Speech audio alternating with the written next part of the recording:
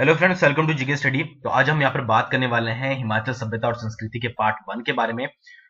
इसमें हम छोटे छोटे टॉपिक्स जो है यहाँ पर कवर करेंगे ताकि आपको बहुत सारी इन्फॉर्मेशन कलेक्ट हो जाए। आपका चाहे कोई प्री एग्जाम हो, चाहे फिर आपका हो मेंस एग्जाम, या फिर आप किसी भी छोटे एग्जाम की तैयारी कर रहे हो, सभी एग्जाम्स के लिए आपकी ये इंपॉर्टेंट रहेगा। बहुत सारे टॉपिक हम यहाँ पर कवर करेंगे और भी टॉपिक आप पढ़ना चाहते हैं तो आप यहाँ पर वेबसाइट gkstudyonline.com को विजिट कर सकते हैं। ठीक है, तो चलिए शुरू करते हैं।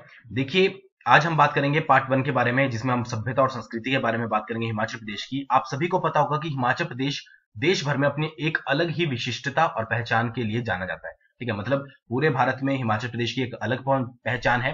हिमाचल प्रदेश को देवभूमि कहा जाता है। ठीक है, और इस चीज के दो रीजन है। सबसे पहले यहाँ की भौगोलिक स्थिति, यहाँ पर आप पिक्चर देख सकते हैं, साफ सुथरी इमेज है। ठीक है, घूमने लायक जगह है। यहाँ पर बहुत सारे टूरिस्ट वैसे भी हिमाचल प्रदेश में हर साल आते हैं। तो एक रीजन हो गया भौगोलिक स्थिति, जो इसको अलग पहचान प्रदान करती है। दूसरी होगी सांस्कृतिक जीवन। सांस्कृतिक जीवन या फिर लोगों की सांस्कृतिक जीवन को सुरक्षित रखने का प्रयास। आपको पता है हिमाचल प्रदेश में जो संस्कृतिक है वो देखने को हर जगह मिलती है, और लोग क्या है अपनी संस्कृति से हमेशा जुड़े रहते हैं।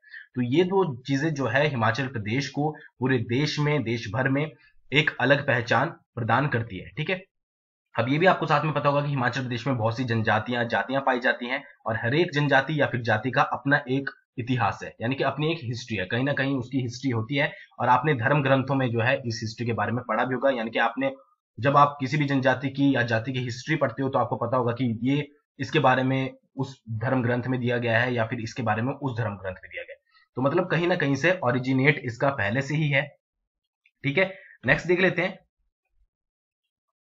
देखिए, जो हिमाचल प्रदेश है वो गांव का प्रदेश है। हिमाचल प्रदेश को गांव का प्रदेश बोला जाता है क्योंकि यहाँ पर मैक्सिमम जो है वो गांव है।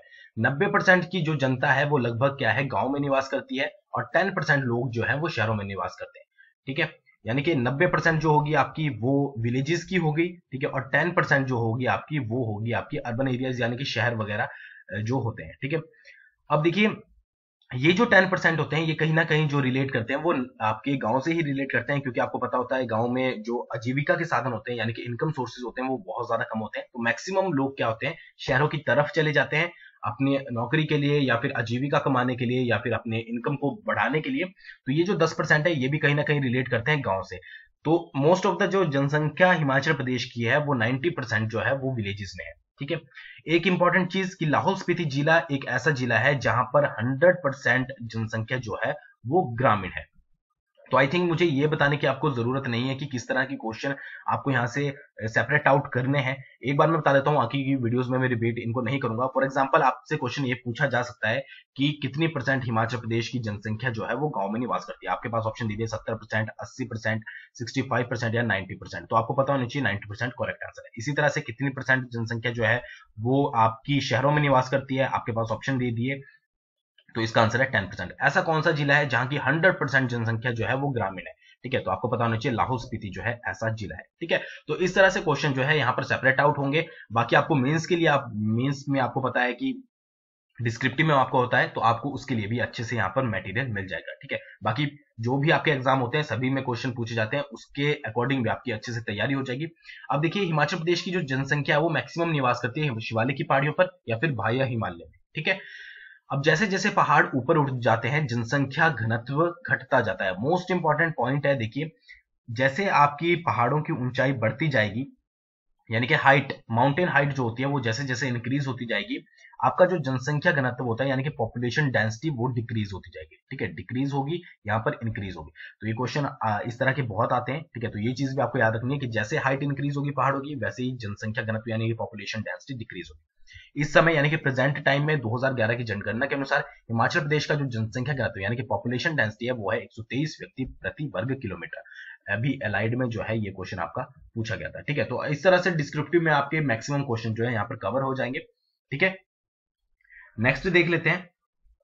अगर बात करें जातियों की, देखिए, प्रदेश के ऊपरी भाग के लोग हिमाचल प्रदेश में बसने वाले लोगों में से प्राचीन है, यानी कि ऊपरी भाग में हिमाचल प्रदेश के जो लोग हैं वो सबसे प्राचीन माने जाते हैं। ठीक है, कोली, हाली, चनाल, रेहाड़, लुहार, बाडी, डागी, ढाकी और तूरी आदि जाति के लोग हिमाचल के मूल निवासी माने जाते हैं। ठीक है, ये आपको याद रखना है कि हिमाचल के मूल निवासी कौन से माने जाते हैं। ठीक है, काश या कुनेत होते हैं जो वो अपने आप को क्या है, राजपूत मानते हैं। ठीक है, नेक्स्ट है इन ऊपर दी गई जातियों के अलावा हिमाचल प्रदेश में बसने वाली और भी जातियां हैं। ब्राह्मण है, राजपूत है, मियाँ है, जो अपने आप को खश और कुनेतों से उच्च वंशीय मानते हैं, और खत्री और धीरथ भी है। ठीक है, यहाँ पर आपको अगर आपको मान लीजिए मेंस आप दे रहे हो या आपको जाति के ऊपर आ जाता है तो ये थोड़ा बहुत मटेरियल आपको पता होना चाहिए।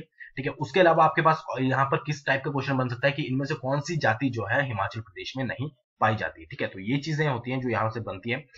इनकी निम्नलिखित उपजातियां भी होती हैं। यहाँ पर जो ब्राह्मण, राजपूत, मियाँ वगैरह, क्षत्रिय, धीरथ होते हैं, इनकी भी कुछ उपजातियां होती है, जैसे चंदेल हो गए, सैन हो गए, कटोच हो गए, मिन्हास हो गए, पठानिया हो गए, रणोत हो गए, पटियाल हो गए और जसवाल हो गए। ठीक है, ये क्या मानी जाती है, ये उपजातियां मानी जाती है किनकी, जो यहाँ पर आपने ऊपर की तरफ ब्राह्मण राजपूत वाली लाइन पढ़ी। ठीक है, नेक्स्ट है हरिजन और अनुसूचित माने, जो हरिजन और अनुसूचित जाति में आते हैं वो होते हैं चुमार होते हैं, जुलाहे होते हैं, डूमने होते हैं, तरखान होते हैं और छिम्बे होते हैं। इनको अनुसूचित जाति में या हरिजन में रखा जाता है।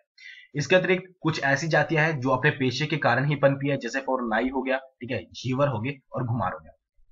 ठीक है, तो आपको हर एक जाति का पता होना चाहिए, नाम तो एटलीस्ट याद होना चाहिए कि हिमाचल प्रदेश में एचपी में कौन कौन सी जातियां पाई जाती है। ठीक है, क्वेश्चन इनसे एक ही टाइप का निकलता है कि इनमें से कौन सी जाति जो है मतलब कि नहीं पाई जाती है हिमाचल प्रदेश में। ठीक है, या फिर कौन सी जातियों को जो है वो मूल निवासी माना जाता है। ठीक है, ये चीज हो गई।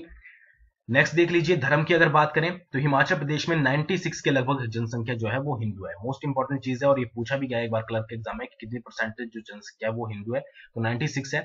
इसके अतिरिक्त आप सभी को पता होगा सिख भी पाए जाते हैं, बुद्ध भी है, बौद्ध भी है, ईसाई भी है, जैन धर्म के लोग भी है और इस्लामिक धर्म के लोग भी है, यानी कि सभी धर्म के लोग जो है हिमाचल प्रदेश में पाए जाते हैं।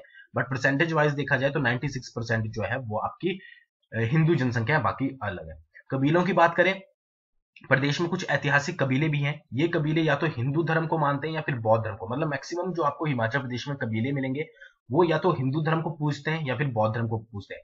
इसमें केवल मुस्लिम गुज्जर जो है वो मुस्लिम धर्म को मानते हैं। ठीक है, बाकी जो बाकी आपको कबीले मिलेंगे वो हिंदू और बौद्ध धर्म को मानते हैं। ठीक है, और इन कबीलों के उदाहरण के बारे में बात करें या फिर जनजातियों के बारे में बात करें तो किन्नर, गद्दी, पंगवाल, लाहौले या स्पीतल, ये सारे क्या है आपके कबीले में आते हैं। गद्दी आपको पता होगा शिव जी की आराधना करते हैं, आपको पता ही होगा। तो ये चीज है, सिर्फ मुस्लिम गुज्जर जो होते हैं वो मुस्लिम धर्म को मानते हैं। बात करें मुसलमान की, इनकी संख्या भी प्रदेश में काफी है। गुज्जर संभवतः हून जाति, ये इंपॉर्टेंट है, हून जाति से संबंध रखते हैं। ठीक है, गुज्जर जो है, ठीक है, इनसे संबंधित प्रथम सूचना हमें 8वीं शताब्दी के उपरांत मिलती है। ये लोग परिश्रमी होते हैं, सच्चे होते हैं तथा बहादुर होते हैं, ये सभी को पता है। ठीक है, दो चीजें यहां से निकलती है कि गुज्जर जो है वो हून जाति से संबंध रखते हैं और 8वीं शताब्दी में जो है इनकी प्रथम सूचना हमें मिली थी। ठीक है, तो ये एक छोटा सा टॉपिक था जो आज आपको आई थिंक इन्फॉर्मेशन इसमें से मिली होगी। धीरे धीरे हम बहुत सारे टॉपिक ऐसे कवर करेंगे जिनसे आपको बहुत सारी कलेक्टिव इन्फॉर्मेशन मिलेगी। ठीक है, 4-5 मिनट की वीडियोस में आपको बहुत सारी इन्फॉर्मेशन मिल जाती है। तो आई होप आपको आज की वीडियो पसंद आई होगी। वीडियो पसंद आई हो तो लाइक कर दीजिएगा, शेयर कर दीजिएगा और मेरे चैनल को पहली बार देख रहे हो तो जरूर सब्सक्राइब कर दीजिएगा। थैंक्स फॉर वॉचिंग, बहुत जल्दी मिलेंगे नेक्स्ट वीडियो के साथ।